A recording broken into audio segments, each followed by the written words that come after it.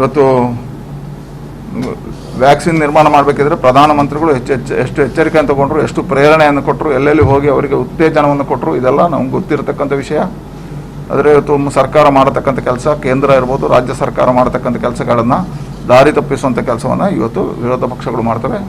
ನಂದಿಷ್ಟೇ ಮನವಿದೆ, ಇದು ರಾಜಕಾರಣ ಮಾಡತಕ್ಕಂಥ ಕಾಲಘಟ್ಟ ಅಲ್ಲ, ಇದು ಜನರಿಗೆ ಆತ್ಮವಿಶ್ವಾಸವನ್ನು ತುಂಬಿಸುವಂಥ ಕೆಲಸ.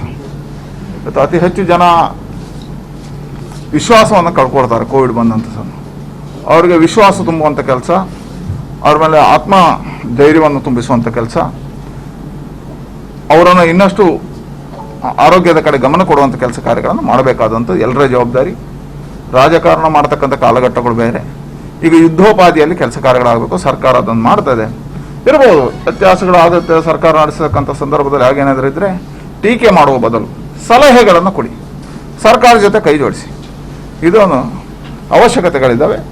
ಎಲ್ಲರೂ ಒಂದಾಗಿ ಕೋವಿಡ್ನ ವಿರುದ್ಧ ಹೋರಾಟ ಮಾಡಿ. ಕೋವಿಡ್ಗೆ ರಾಜಕೀಯ ಇಲ್ಲ, ಅದಕ್ಕೆ BJP, ಕಾಂಗ್ರೆಸ್, ಜನತಾ ದಳ ಅಥವಾ ಇನ್ನೊಂದು ಪಾರ್ಟಿ ಅಂತ ಇಲ್ಲ.